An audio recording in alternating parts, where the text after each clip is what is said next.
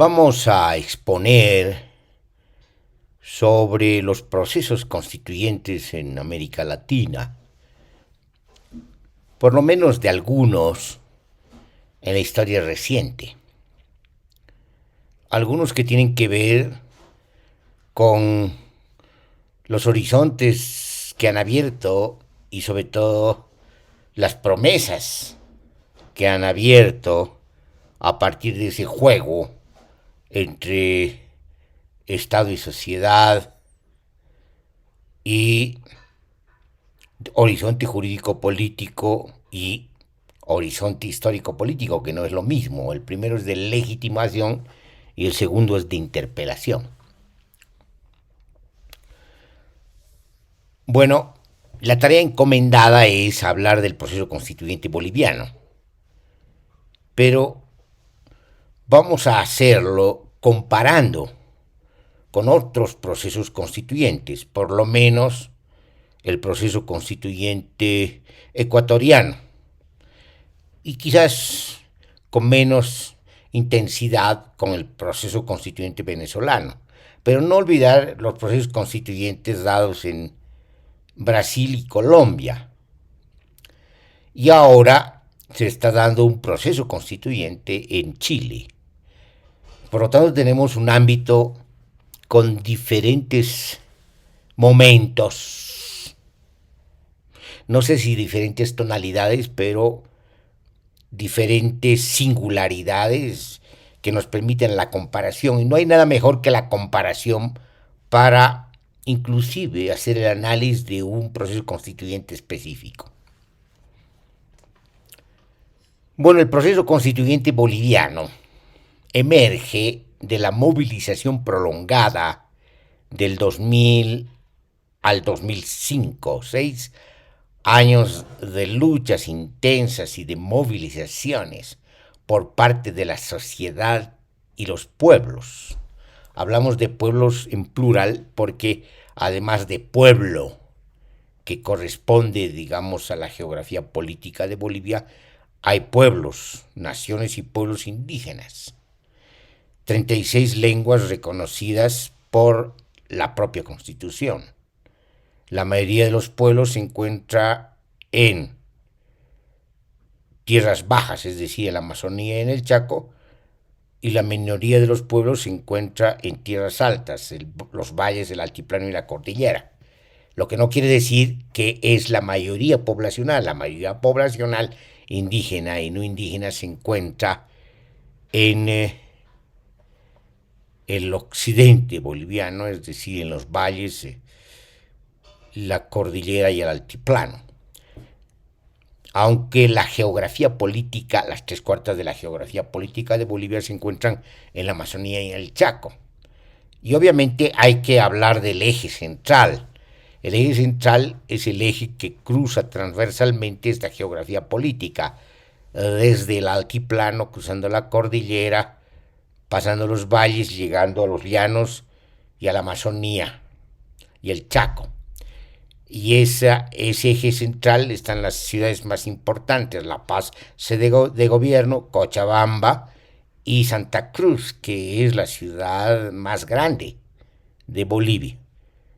Es decir, que según mis estimaciones llega a 3,5 millones de habitantes, solo la ciudad de Santa Cruz, lo que la hace más grande inclusive que La Paz y el Alto unidas, es decir, la ciudad de La Paz y la ciudad del Alto unidas, que están colindantes. Una se encuentra en el altiplano y la otra se encuentra en lo que se llama la hollada.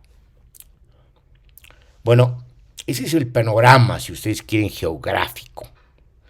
Pero el panorama histórico-político, social y cultural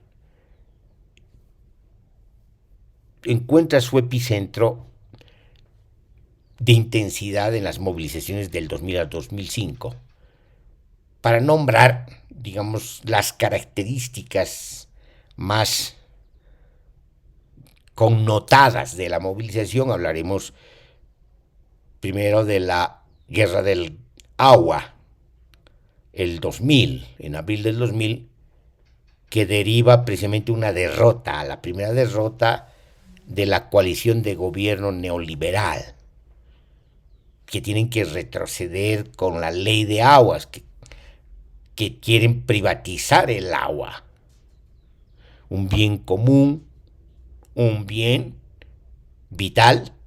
Quieren privatizar el agua y obviamente es el momento que se levanta la población de Cochabamba, no solamente de la ciudad, sino del departamento de Cochabamba, pero también con el apoyo de otras movilizaciones del resto de ciudades y del resto de organizaciones sociales de Bolivia.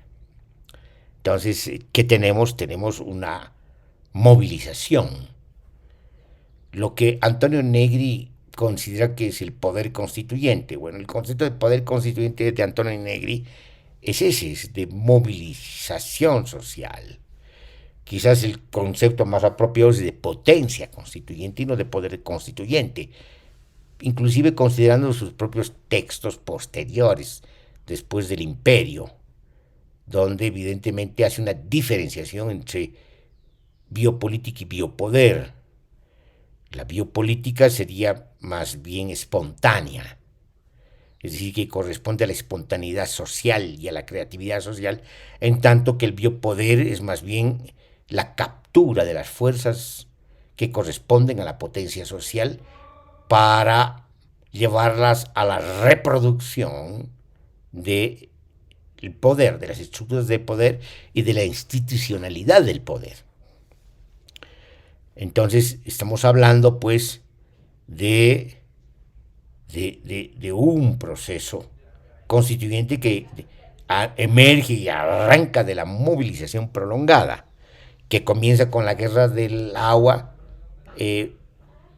sigue con el movimiento indígena y los bloqueos indígenas campesinos a 4 ciudades, El Alto, La Paz, Cochabamba y Santa Cruz, que reviven el cerco a la ciudad de La Paz por parte de Tupac Katari, y quizás más lejos el cerco de Tupac Amaru a Cusco.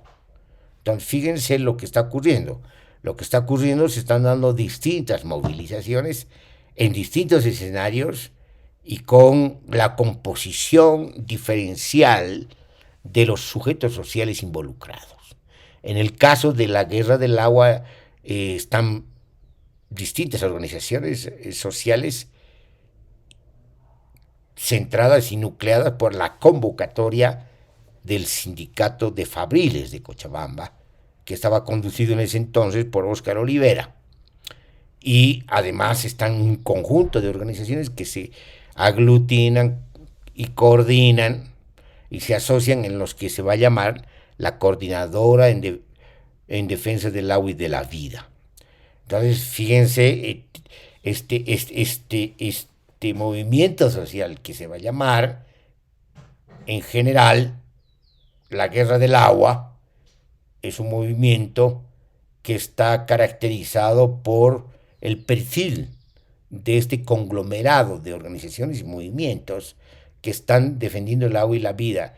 Y su característica es autogestionaria, porque su proyecto es autogestionario, la autogestión del agua, la administración autogestionaria del agua. Fíjense, es el proyecto, es un proyecto, digamos, que tiene características que podemos llamarlas inclusive vanguardistas, y es que este vanguardismo no estaría teñido ya de una discusión necesaria contra las pretensiones vanguardistas políticas, aunque podamos rescatar más bien la concepción vanguardista del arte, de la estética, que conserva el sentido inicial, inmanente de lo que implica el vanguardismo. Pero el vanguardismo político se ha deteriorado bastante porque han terminado siendo proyectos autoritarios, demoledoramente autoritarios, con la perspectiva y el desarrollo y el desemboque trágico del totalitarismo. Entonces, estamos hablando ya de una discusión muy fuerte. Y estamos hablando del proceso constituyente boliviano y de los procesos constituyentes en América Latina a partir del presente, desde este momento, desde esta coyuntura, de los espesores de esta coyuntura que ya contienen la memoria de lo que ha ocurrido en la historia de las estructuras de larga duración, de mediana duración y de corta duración. Estamos hablando entonces a partir de una mirada retrospectiva, estamos haciendo el análisis del presente a partir de una mirada retrospectiva. A eso llamamos genealogía. Muy bien, entonces fíjense, ya hemos hablado de dos movimientos, dos movimientos que tienen características distintas. Y hay un tercer movimiento que tiene otras características. Se incorpora en el tercer movimiento una característica nacional popular, sobre todo por el proyecto de la nacionalización de los hidrocarburos. Es decir, retoma el hilo y la secuencia de las movilizaciones en torno a las nacionalizaciones y los desemboques políticos de las nacionalizaciones. Esto ha venido ocurriendo desde mediados del siglo XX en América Latina hasta recientemente con estas nacionalizaciones que se han dado en Bolivia, en Venezuela y en Ecuador. Entonces las nacionalizaciones desde nuestro punto de vista tienen un efecto estatal, es decir, tienen sobre todo en el siglo XX el impacto de la construcción histórico-política, es decir, institucional del Estado-Nación. No solamente jurídico-política, es decir, constitucional, como había ocurrido después de las guerras de la independencia con las constituciones liberales. Entonces, estamos hablando de un tercer momento donde, digamos, hay una movilización en la ciudad del Alto que está contra dos impuestos, el impuesto al catastro y el impuesto a mobiliario, y se articula con una movilización campesina que están pidiendo la liberación de dos dirigentes de la comunidad de Cotacota de la provincia de Pucarani. Entonces, esta articulación entre un movimiento campesino y un movimiento indígena, porque también hay ayllus, y la movilización de la Junta de Vecinos, que además se articula de manera inmediata con la movilización social en todas las ciudades y en todo el país por la nacionalización de los hidrocarburos. Cuando ocurre eso, estamos, digamos, en otro movimiento que tiene otras características y otra composición. Entonces, hasta ahora, ¿cuáles composiciones tenemos? Tenemos la composición autogestionaria, para decirlo de manera resumida, la composición indianista, vanguardizada por la CSUCB, la Confederación Sindical Única de Trabajadores Campesinos Tupac Katari, y la movilización del 2003, cuyos acontecimientos más intensos se dan en octubre del 2003, sobre todo con la masacre que perpetra una acción punitiva de parte del ejército y la policía. Mueren más de 60 y hay más de 500 heridos, sobre todo en esa zona que ya se ha vuelto famosa, se ha vuelto a volver famosa, que es Sencata, donde está la planta de almacenamiento de gasolina, de carburantes y de gas para la ciudad, para uso doméstico. Entonces, fíjense, tenemos tres movilizaciones con características diferenciales y obviamente con sus transversalidades, con sus vasos comunicantes, con sus analogías y diferencias, pero tienen sus propias estructuras. Y falta mencionar una cuarta movilización que podemos llamar la Segunda Guerra del Gas, que tiene que ver con la movilización en el 2005 en el contexto de la renuncia del presidente en ejercicio de entonces, que es Carlos Mesa, que es el presidente de sustitución constitucional. Como no cumple con la agenda de octubre, que es la nacionalización de los hidrocarburos y la convocatoria a la Asamblea Constituyente, entonces se le pide la renuncia por parte de los movimientos sociales. Y allí viene una segunda sustitución constitucional, una sustitución constitucional que ya traspasa, digamos, los propios límites de dos órganos del Estado, el Ejecutivo y el Legislativo, y se llega a la sustitución constitucional en el presidente del Poder Judicial. Entonces, pero a él no se le entrega la agenda de octubre, sino se le da la tarea de la convocatoria inmediata de elecciones. Y bueno, lo que viene después ya lo conocen, puesto que en esas elecciones del 2005 gana el MAS y llega a la presidencia Evo Morales Ayma. Bueno, y a partir de entonces lo que se tiene es una primera gestión de gobierno donde en el primer año se ejecuta la nacionalización de los hidrocarburos mediante el decreto ley Héroes del Chaco. Durante un año,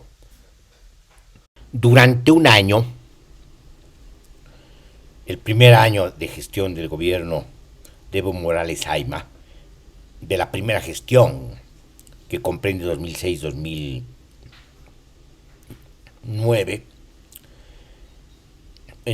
durante ese quinquenio, sobre todo el primer año, como hemos dicho, se lanza el decreto ley Héroes del Chaco y se nacionalizan los hidrocarburos, transfiriendo al Estado el 82% y quedando las empresas transnacionales extractivistas de hidrocarburos con el 18%. Eso tenía que darse en un año y después de una auditoría técnica se iban a hacer los contratos de operaciones donde ya se definía de manera taxativa los términos de la nacionalización de los hidrocarburos ya para, digamos, el ciclo largo de la nacionalización. Entonces, en ese año se hace la nacionalización y al siguiente año se hace la convocatoria a la Asamblea Constituyente, es decir, se cumple parcialmente, vamos a explicar por qué parcialmente, con la agenda de octubre, la agenda de los movimientos sociales que se habían movilizado durante 6 años y habían avanzado en consecutivas victorias políticas. Entonces tenemos una primera gestión y esa gestión, digamos, abre el proceso constituyente, aunque la apertura del proceso constituyente propiamente dicho en términos fácticos, en términos prácticos, se da lugar en un cabildo en plena guerra del agua en Cochabamba, donde el cabildo determina la convocatoria de la Asamblea Constituyente. Entonces es una convocatoria que tiene carácter insurreccional y le da un carácter originario a la Asamblea Constituyente. Lo que viene después es, digamos, parte del dramatismo político, parte de los juegos y los límites que impone el poder constituido al poder constituyente. Entonces, pero aquí lo que nos interesa es sobre todo cómo se abre ese proceso constituyente y tener, digamos, en la mira este contexto histórico, político, jurídico, político y de movilizaciones sociales que son el substrato mismo del proceso constituyente.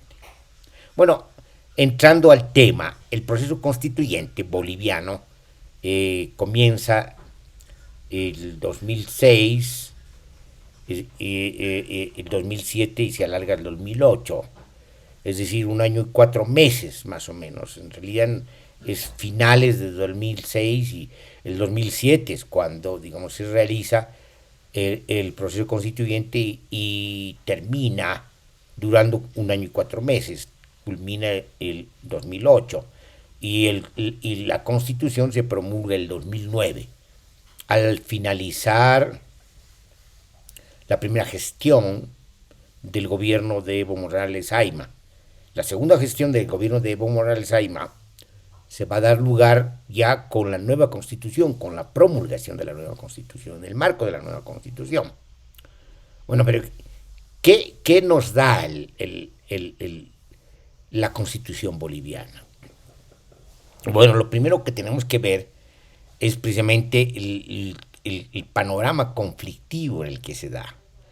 Porque por parte de las oligarquías regionales y sus comités cívicos, en Sucre un comité interinstitucional, se va a dar lugar a una resistencia al proceso constituyente y un pedido de autonomías, pero unas autonomías pensadas en los límites y en los prejuicios y en las mezquindades de las oligarquías regionales. Es decir, aquí no se puede hablar propiamente de autonomía. Los que hablaron propiamente de autonomía y se olvidaron en un interregno, precisamente por la forma como se apropian del término de autonomía las oligarquías regionales, son los indígenas. Es decir, los indígenas son los que plantean desde el Caucus, desde las organizaciones continentales de pueblos indígenas, desde las luchas que se han dado en décadas, desde los logros que consiguen en términos territoriales, lingüísticos, culturales, institucionales. Es decir, estas luchas se plasman en una concepción de un Estado plurinacional, de la condición plurinacional, si ustedes quieren, de un Estado, quizás desde mi punto de vista, en transición hacia otra forma de auto o gobiernos.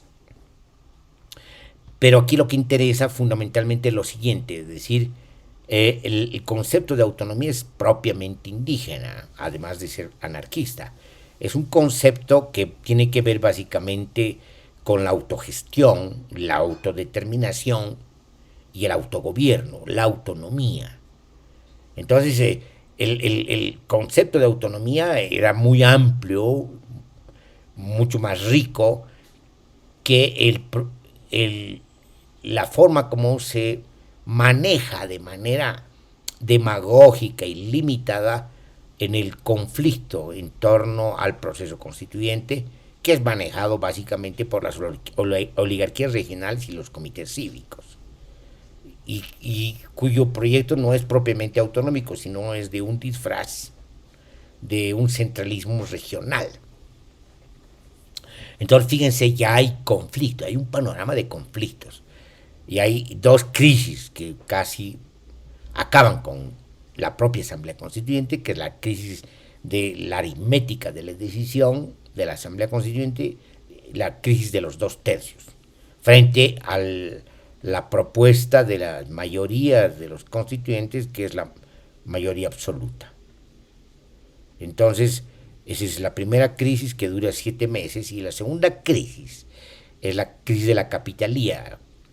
La crisis de la capitalía es una crisis que, si ustedes quieren, data inclusive de fines del siglo XIX y principios del siglo XX, que data de la guerra federal en Bolivia, entre liberales y unitarios, entre liberales federalistas y unitarios conservadores.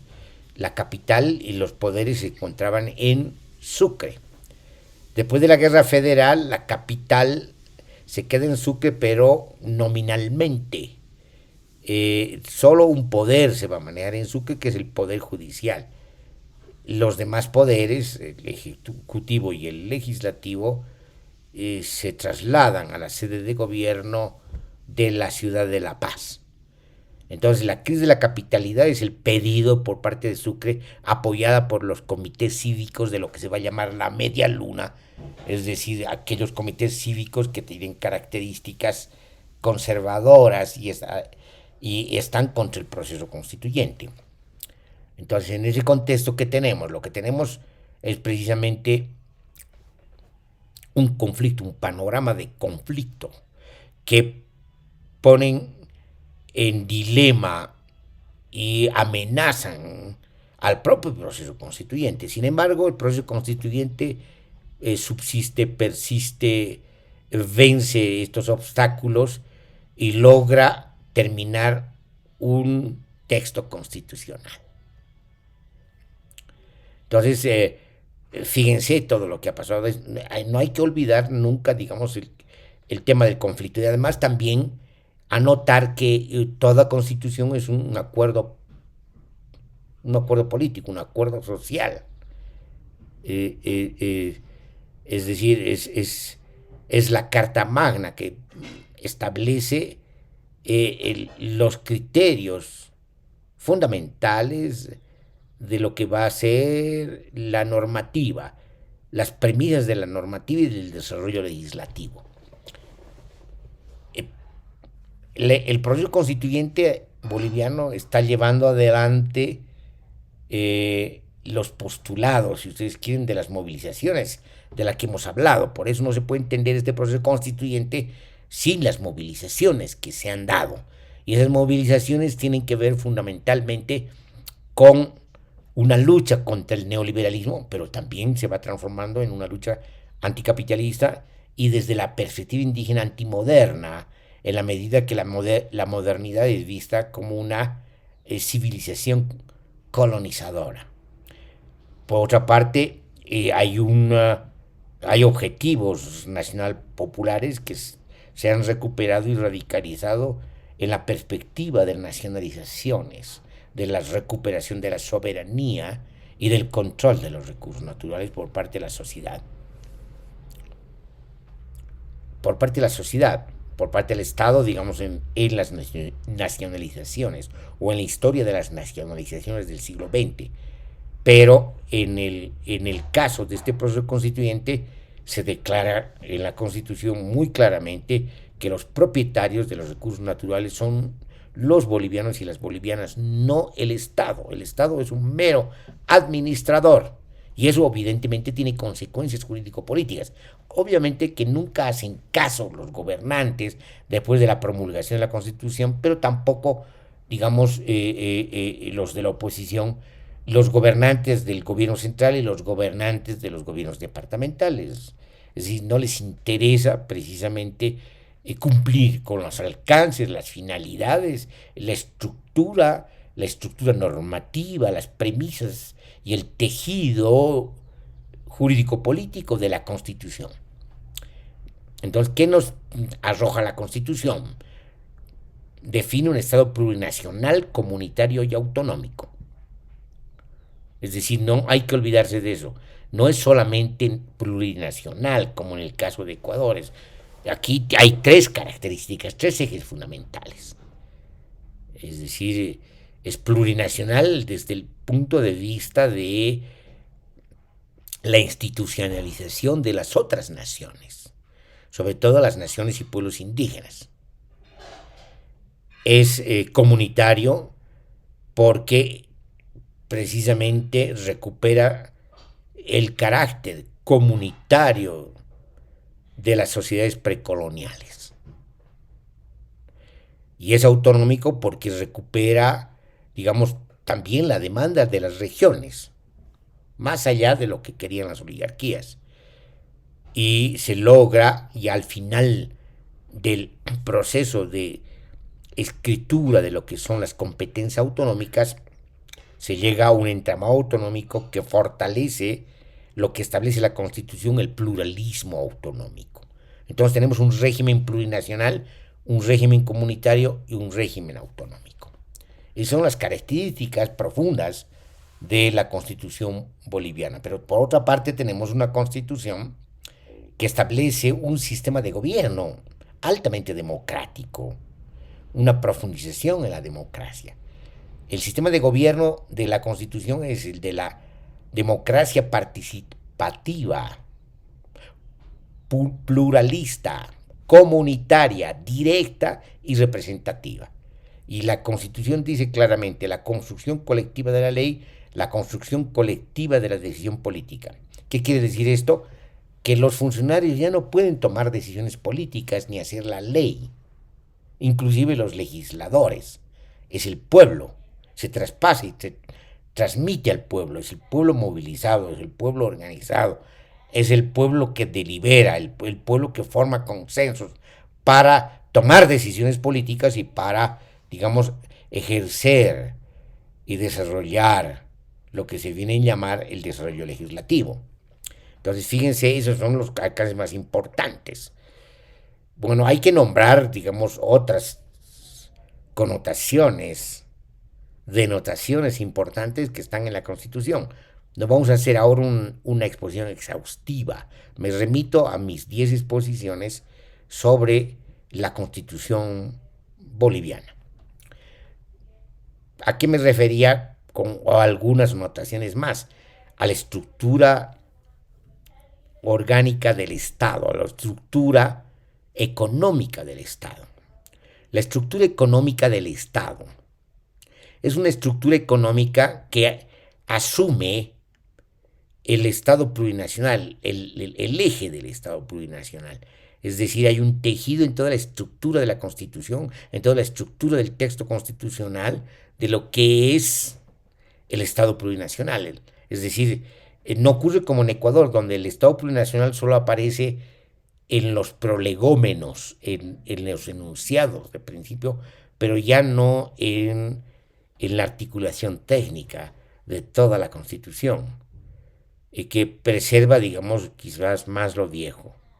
En el caso boliviano también hay algo de lo viejo, precisamente porque ha habido resistencia no solamente de parte de las oligarquías regionales, sino del propio gobierno, que ha intervenido de manera manipuladora la propia Constitución, el propio proceso constituyente. Entonces, la Constitución ha tenido que debatirse en un contexto de pugnas entre distintas fuerzas, pero a pesar de eso ha sobrevivido y se ha terminado de elaborar y aprobar un texto constitucional. Entonces, el carácter plurinacional atraviesa toda la estructura, tanto, digamos, la estructura orgánica del Estado como la estructura económica del Estado. Entonces, ¿qué tenemos ahí? Lo que tenemos ahí es realmente llamativo porque en el caso de la estructura económica del Estado se establece que no puede haber una mercantilización de los recursos naturales, que los recursos naturales están destinados al vivir bien, al suma causa en quechua y al suma camaña en aymara, al vivir bien o al buen vivir en Ecuador, o más bien en una interpretación más amplia a la vida plena.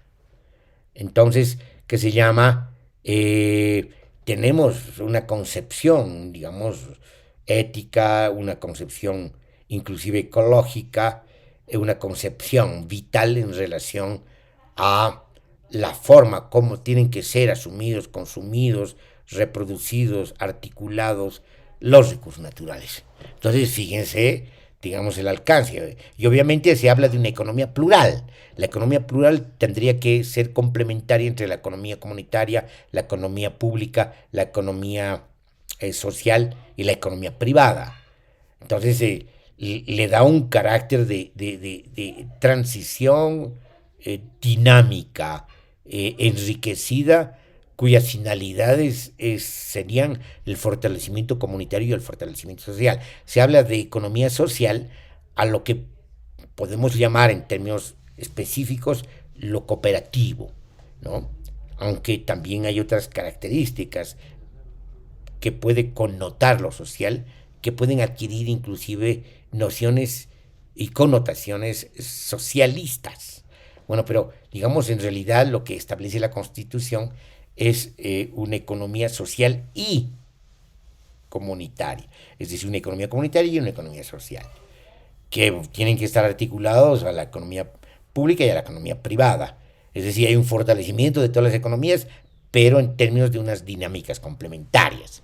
Eso establece la Constitución. Obviamente nada de esto se ha hecho caso, porque en realidad el gobierno de Evo Morales Ayma lo que ha hecho es desmantelar la Constitución, ponerla como un libro de vitrina y en realidad desarrollar el desarrollo legislativo desde la anterior Constitución, desde las nociones de la anterior Constitución. Es decir, han vulnerado la Constitución, la han puesto en vitrina, han desmantelado la Constitución y su práctica ha sido más bien de restauración de un Estado-nación lejos, muy lejos de dar pasos importantes, inclusive mínimos, hacia un Estado plurinacional, comunitario y autonómico.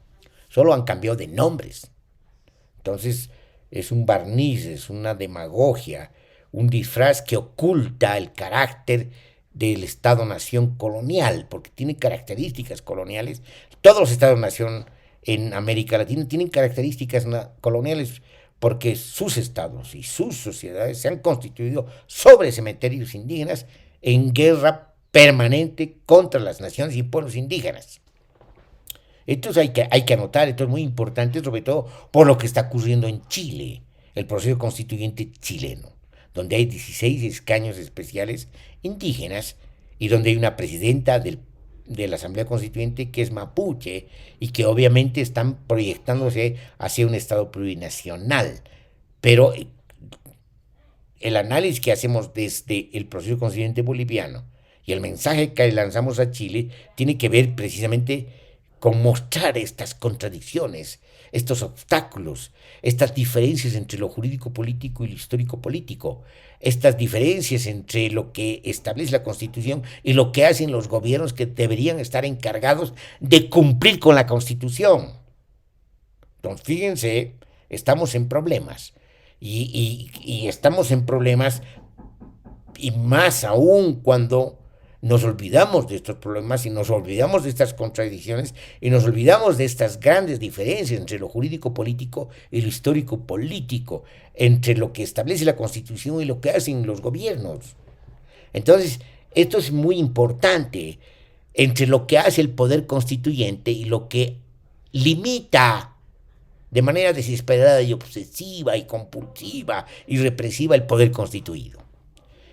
Eso también está pasando en Chile ahora, frente al proceso constituyente chileno, abierto por una movilización que dura casi un año y que hace retroceder a toda la casta política de derecha y de izquierda, que están comprometidos no solamente en la coalición, sino en las propias obsesiones estatalistas.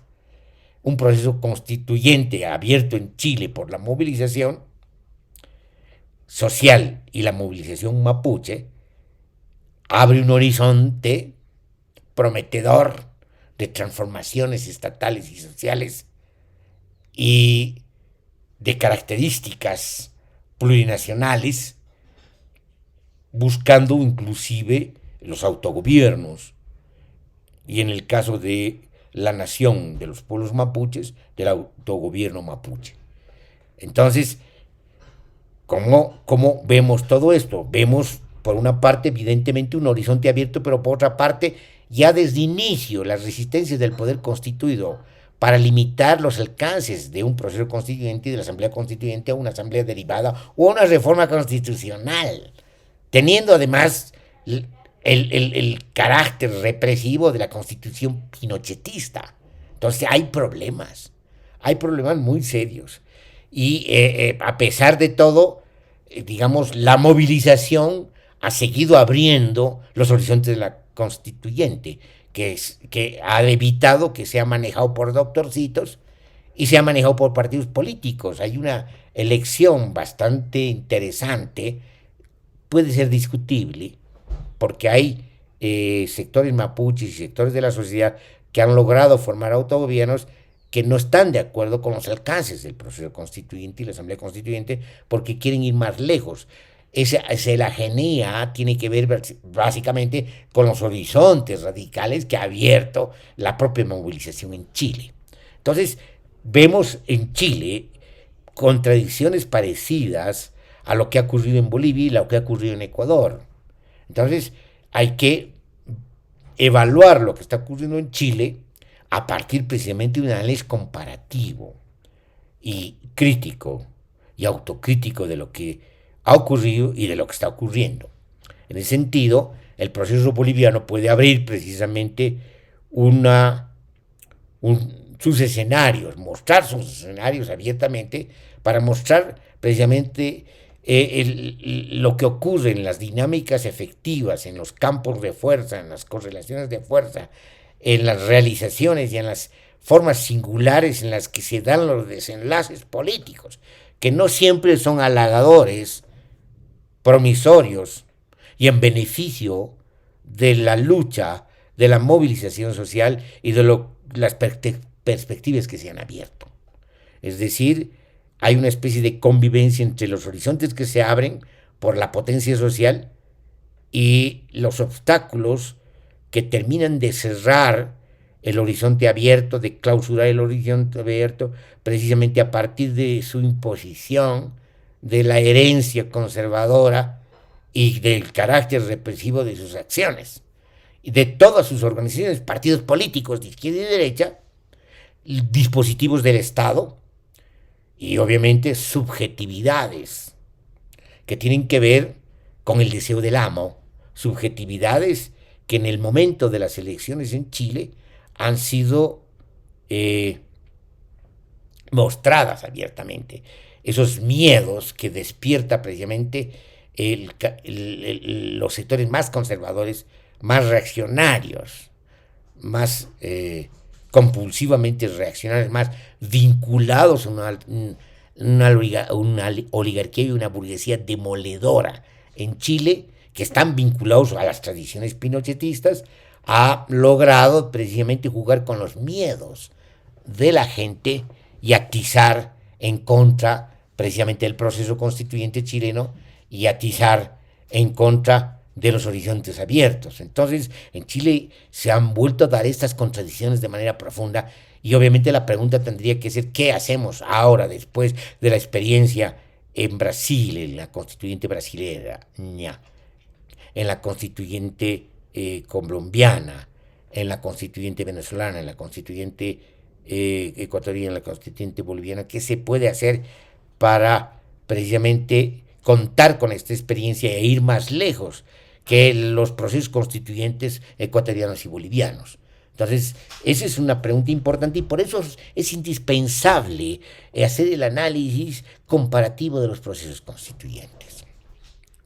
Bueno, para no alargarme, después de haber mostrado primero el panorama del proceso constituyente boliviano, después los conflictos, el contexto de los conflictos en los que se desarrolla el proceso constituyente, la Asamblea Constituyente en Bolivia, y haber mostrado por lo menos el perfil de la estructura de la Constitución boliviana, que es bastante abierto en términos de las transformaciones y la ampliación de las generaciones de los derechos civiles y políticos, derechos sociales, derechos del trabajo, derechos colectivos y de los derechos de la naturaleza.